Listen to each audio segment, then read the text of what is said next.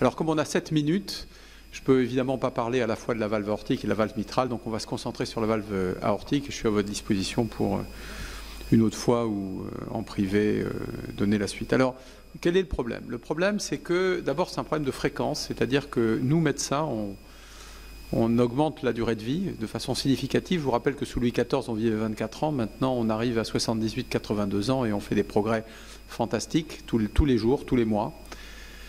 Et que ça veut dire que parmi les organes qui vont dégénérer, puisque si vous me regardez, j'ai les cheveux blancs et des rides, mais la valve aortique aussi, elle va dégénérer après 65 ans, et qu'on va arriver à avoir d'une part une population qui va passer de 12 à 25%, pardon, de plus de 80 ans, ça donne un peu le vertige, on pourra en reparler également si vous voulez, avec comme conséquence la prise en charge, puisque ça engage le pronostic vital, de valves aortiques chez les patients qui sont de plus en plus âgés et qui ont de plus en plus de comorbidités. Donc on fera appel à des techniques de moins en moins invasives.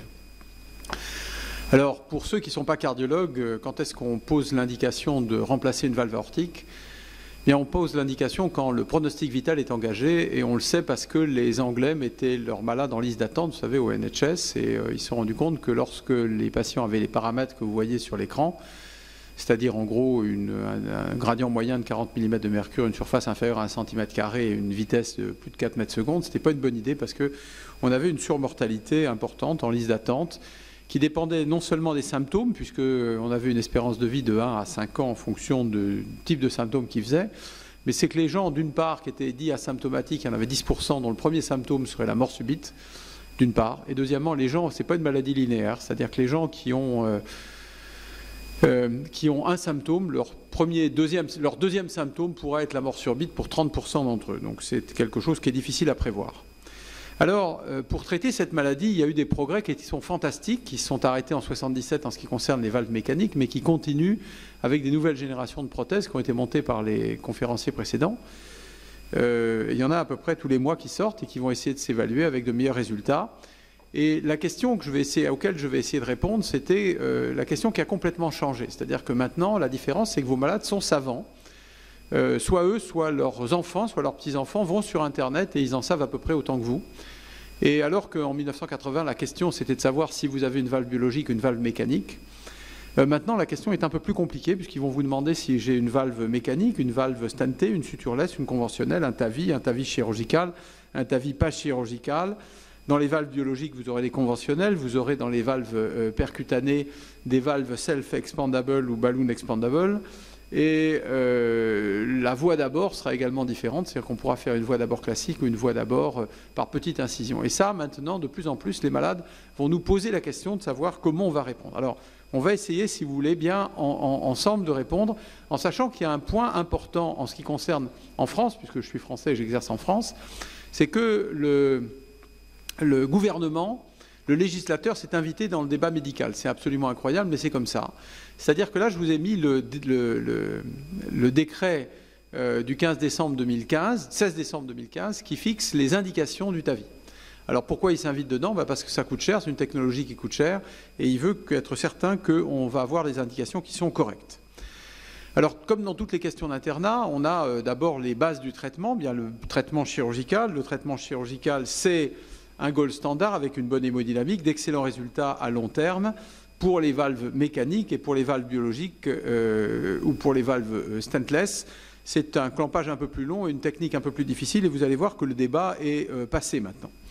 Et puis, on a aussi l'indication de l'intervention de Ross quand vous voulez éviter de placer chez quelqu'un une anticoagulation chez quelqu'un de jeune, sauf que ça pose des problèmes parce que à la place de la voie, bien sûr, vous allez prendre la voie pulmonaire, vous allez la mettre en voie gauche, et bien au niveau de la voie droite, vous allez utiliser une greffe de cadavre qui va avoir son évolution propre et qui va poser des problèmes soit de dévalvulation, soit de calcification, soit de rétrécissement secondaire qu'il va falloir gérer. Alors quand vous traitez un malade de 25 ans, ça veut dire qu'à 35 ou 40 ans, il faut anticiper ces problèmes.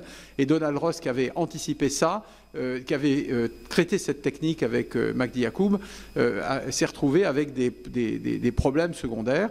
Et puis, à côté de ça, il y a dans les moyens, il y a bien sûr la TAVI. Alors le TAVI, je voudrais d'emblée poser des questions qui ne sont pas habituelles. C'est-à-dire que le TAVI, où vous allez laisser une valve en place avec calcifié, vous allez ouvrir une valve, qui est une superbe technologie qui, quand elle marche parfaitement, va présenter 3 problèmes. Le premier problème, c'est un problème de longévité, c'est-à-dire qu'au niveau du technique dernier congrès Euro-PCR, il y a eu un coup de tonnerre. C'est qu'il y a eu un présentateur qui a présenté des résultats à 6 ans, avec 30% de dégénérescence. Donc ça pose un gros problème. Et nous, chirurgiens, nous avons vu déjà, que ce soit les valves Toronto, Bryan, etc., Silzone, des tas de valves qui étaient données par le fabricant initialement à vie et qui, en fait, avaient des dégénérescences un peu précoces. Et ça ne nous étonne pas, puisqu'on nous a appris dans notre culture de chirurgien à ne pas toucher ces valves qu'on allait les implanter. Et là, elles sont crimpées, comme disent les Américains, c'est-à-dire complètement serrées. Elles passent dans 6 mm, et puis après, il va falloir les ouvrir. Donc, elles sont soumises à des contraintes mécaniques extrêmement importantes. La deuxième, c'est que, comme vient de le dire le professeur Collins, la valve, l'anneau n'est pas circulaire, c'est un anneau qui est elliptoïde, et que les fuites paravalvulaires sont un vrai problème, et que nous, si nous avions 10 ou 15% de fuites paravalvulaires, ça fait longtemps que les cardiologues ne nous enverraient pas de malades. Le troisième problème est puisqu'on va frotter le système de conduction, on va avoir un certain nombre de blocs auriculo-ventriculaires. Et le quatrième problème qui est extrêmement important, c'est quand vous faites des IRM en diffusion, ce qu'on appelle T2, vous allez avoir systématiquement des embolies cérébrales. Alors effectivement, quand vous traitez quelqu'un de 90 ans dont le problème est de savoir s'il va reconnaître ses petits-enfants ou aller savoir où est son boulanger, ça ne pose pas de problème. Mais si vous abaissez l'indication à des gens qui ont 40 ou 50 ans, qui sont en pleine activité professionnelle et qui ont besoin de toutes leurs fonctions cognitives, ça va effectivement poser des problèmes. Ce n'est pas de temps en temps il y a des embolies cérébrales, c'est 100%. Évidemment, puisqu'on laisse le calcium et qu'on n'a pas de filtre. Voilà. Donc, quels que soient les résultats, par ailleurs, qui sont des résultats de non-infériorité dans les hauts risques, très hauts risques et risques intermédiaires maintenant, du TAVI par rapport à la chirurgie conventionnelle dans l'étude multicentrique randomisée à court terme. Alors bien sûr, le chirurgien n'est pas exclu de ce débat, puisqu'on va utiliser des techniques hybrides pour les implanter, que ce soit des directs aortiques, des voies carotidiennes sous-clavières ou transapicales, que personnellement j'utilise plus du tout parce que j'aime pas me faire irradier les pieds, entre autres, et que je trouve que c'est quand même assez agressif. Et puis il y a un nouvel acteur qui sont les valves Saint-Suture, qui sont la mise à disposition aux chirurgiens de cette technologie de valve TAVI qu'on va pouvoir utiliser, qui va avoir comme but d'accélérer la chirurgie, de permettre des mini-incisions et qui sont assez reproductibles. Alors, quelles sont les indications? Première question, quand est-ce qu'il faut remplacer la valve? Alors, les recommandations, je vous les ai faites comme ça. En gros, quand c'est serré, eh bien, il faut la remplacer. Et quand c'est moyennement serré, si vous n'avez pas d'autre explication pour expliquer les symptômes, d'une part, et deuxièmement, si vous allez l'opérer de pontage, d'autre part, vous n'allez pas laisser le malade à l'histoire naturelle de sa valve aortique qui est serrée et qui va continuer à évaluer. Vous allez lui proposer en recommandation de classe 1A un remplacement valvulaire. Alors deuxièmement, deuxième plan, qu'est-ce que vous faites? Qu'est-ce que vous allez lui proposer? Eh bien maintenant, en 2017, vous allez sortir votre smartphone et en 10 secondes, vous allez calculer l'Euroscore 2 et le score STS. C'est deux applications qui sont sur Android ou Mac ou iPhone gratuites, et vous allez calculer son risque. Et c'est à partir de là que vous allez pouvoir soit dire c'est un patient à haut risque et c'est un patient, c'est un patient à faible risque, et pour l'instant le faible risque c'est la chirurgie. On ne peut pas proposer à quelqu'un qui a un risque faible un TAVI actuellement, sauf quand il y a une contre-indication chirurgicale. Et lorsque vous avez un patient à haut risque, là, vous devez staffer le malade en réunion de concertation multidisciplinaire qu'on appelle une heart team, mais bon, c'est un mot anglais, mais voilà, vous devez discuter du malade avec des cardiologues, des gériatres, etc., pour voir quelles sont les indications. Maintenant, on travaille ensemble. Alors, lorsque le patient est à haut risque, vous avez des critères anatomiques qui, en plus, vont faire qu'il est à haut risque. C'est-à-dire que vous n'allez pas pouvoir lui faire de chirurgie. C'est-à-dire que lorsque vous avez une aorte porcelaine, des adhérences, ça a été rappelé tout à l'heure, de l'IVA, une radiothérapie antérieure, ou bien parce qu'il a des comorbidités, ou bien parce qu'il est fragile. Alors ça veut dire quoi, fragile? Ça veut dire que ou bien vous ne le sentez pas parce que vous avez votre expérience de docteur, ou bien parce que, de façon objective, le malade a une hypoprotidémie. Et puis, bien entendu, s'il y a un statut neurologique et Alzheimer couche-culotte, il est hors de question de traiter ces malades, puisqu'ils ne vont pas avoir de bénéfices symptomatiques de cette procédure. Lorsqu'on a un patient en risque intermédiaire. Alors c'est quoi le risque intermédiaire? C'est un risque 5% et 10%. Je vous dis encore une fois, ça va dépendre de l'espérance de vie. Pourquoi? Parce que pour l'instant, on sait que c'est des valves qui tiennent 6 ans. On n'a aucune autre information. Donc effectivement, on vient de sortir des résultats qui donnent à court terme des résultats qui sont équivalents. C'est-à-dire qu'on ne tue pas, en gros, on va le dire comme ça, de malades plus avec le TAVI qu'avec la chirurgie, mais on ne sait pas ce que donnent ces valves à 6 ans. Or, je vous rappelle que l'expérience de vie, elle augmente de façon exponentielle actuellement. On gagne 3 mois de vie par an, tous les ans. Donc c'est très important de faire cette réunion, et ça c'est le rôle de la réunion de concertation multidisciplinaire. Alors quel est maintenant, on va répondre à la question qui est initialement posée, quelle est la prothèse qu'on va choisir? Eh bien, lorsque vous avez un bas risque, on va voir qu'on va choisir une mécanique et une biologique, on va voir comment. Lorsque le risque est élevé ou intermédiaire, il va falloir choisir entre chirurgie et TAVI. Et après, la voie d'abord. Alors, lorsque le risque est faible, vous avez un rétrécissement aortique symptomatique, eh bien, ce qui compte, c'est de savoir quelle est l'espérance de vie. Donc, si l'espérance de vie que vous calculez est inférieure à 15 ans, il faudra lui mettre une bioprothèse. Et il est écrit dans les recommandations que ce n'est pas le docteur qui a le choix, c'est le malade. Il est informé du risque, du problème des anticoagulants et de cette valve qui fait du bruit. Et donc, c'est lui qui, informé, va choisir il ou elle, s'il prendra une valve mécanique ou une valve biologique. Alors comme dans tout, jamais toujours en chirurgie comme en amour, c'est jamais vrai. Donc c'est un peu plus compliqué que ça, c'est-à-dire que des fois, vous avez des risques de dégénérescence qui sont trop importants pour une bioprothèse chez les malades très jeunes, parce qu'ils sont encore des hormones qui font croître, dans l'hyperparathyroïdie bien sûr, et puis à l'opposé du spectre, vous avez des gens qui ont présenté des accidents anticoagulants alors qu'ils devaient, des thromboses sous anticoagulants bien conduits, et également la jeune femme avec un désir de grossesse. Cette diapositive, elle a terminé, elle était vraie l'année dernière, elle est plus vraie. L'industrie a fait d'énormes progrès et il n'y a plus de raison, à mon avis, de mettre des valves sutureless dont l'avantage était d'avoir un faible gradient. Or maintenant, ces valves sutureless n'ont pas de gradient.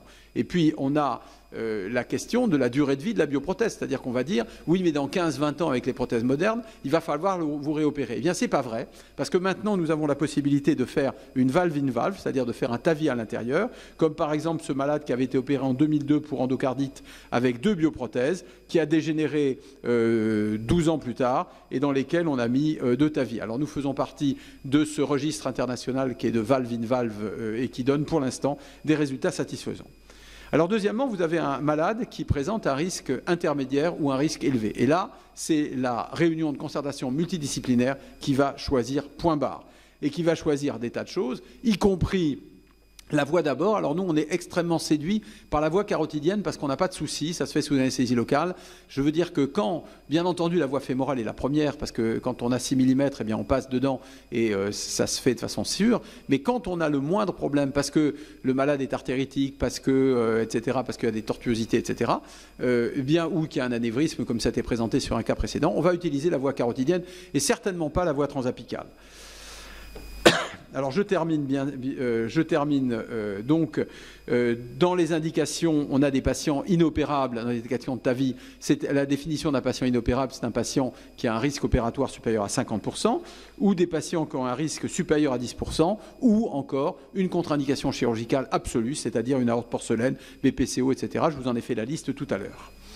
Je passe là-dessus, je vous laisserai cette diapositive à disposition si vous le voulez, compte tenu des 7 minutes qu'on m'a très généreusement données. Et puis, j'ai enlevé, là j'ai un très beau film que j'ai enlevé parce qu'il est un peu long, où on peut, nous chirurgiens, mettre ces valves sutureless par des incisions qui font 3 cm, ça marche très bien. Ça n'a qu'un seul intérêt, c'est l'intérêt esthétique. Ça n'a aucun autre intérêt démontré, mais on sait le faire. C'est-à-dire qu'on fait une mini-sternotomie, on fait une CEC percutanée avec on a barré à peu près toutes les canules, c'est des dérivés de la plastie mitrale par thoracotomie ou vidéo assistée ou par robot. Donc ces techniques-là existent et on va sortir toutes les canules du champ, c'est-à-dire en utilisant des voies périphériques, c'est-à-dire la veine jugulaire, la veine fémorale et l'artère fémorale, ou éventuellement l'artère. Et là, j'ai un beau film, mais il dure 3 minutes. Alors là, j'ai explosé complètement le temps, je m'excuse, et compte tenu du fait qu'on est très en retard. Donc je termine donc c'était pour vous dire que on peut faire ça et que les gens ils sont sortis 4 jours après et ça fait une petite incision. Une fois qu'on a adopté la chirurgie, c'est pas forcément une grande incision sternale. Encore une fois, l'avantage pour nous, il n'est qu'esthétique. Donc je termine par 2 diapositives de conclusion. La première, c'est que nous assistons à une explosion du nombre de remplacements aortiques qui doit être fait parce qu'il y a des rétrécissements liés à l'augmentation de l'espérance de vie grâce au progrès de la médecine et de l'industrie qui sont très impressionnants. Je rappelle d'ailleurs à tout hasard qu'à la suite des campagnes de M. Evin et de Joyeux qui disaient qu'il fallait arrêter les statines, il y a eu 25 000 morts l'année dernière en France à cause de l'arrêt des statines. Donc il faut bien suivre ce que disent les docteurs et pas forcément écouter ce que dit la presse. La chirurgie reste le traitement de référence. Demain, la chirurgie sera réservée aux contre-indications d'état vie dès que la longévité des prothèses sera démontrée, ça j'en suis persuadé. Les techniques et le matériel sont en évolution constante vers une plus grande sécurité. Et il y avait un article avant-hier qui disait qu'on allait maintenant se diriger vers l'absence de centres de chirurgie cardiaque à disposition et que le TAVI pourrait être démocratisé dans n'importe quel centre qui fait de la coronographie. Il y a des solutions hybrides qui permettent de traiter des patients de plus en plus complexes. Il fallait, compte tenu du coût pour la société, parce que je rappelle quand même que la valve chirurgicale, elle vaut 2 000 € et que la valve TAVI, elle vaut 20 000 € au passage. Et il faut être certain qu'on va améliorer la qualité de vie du patient qui a au moins 1 an de vie devant lui. Le remplacement chirurgical de la valve aortique reste le gold standard. Il faut avoir un recul sur le TAVI. Et comme on s'aime bien maintenant avec les cardiologues, on a vraiment plaisir à se réunir tous les mardis matins à 8 h pendant 1 heure. Et on a un café absolument épouvantable que nous sert le directeur de la clinique. Je vous remercie.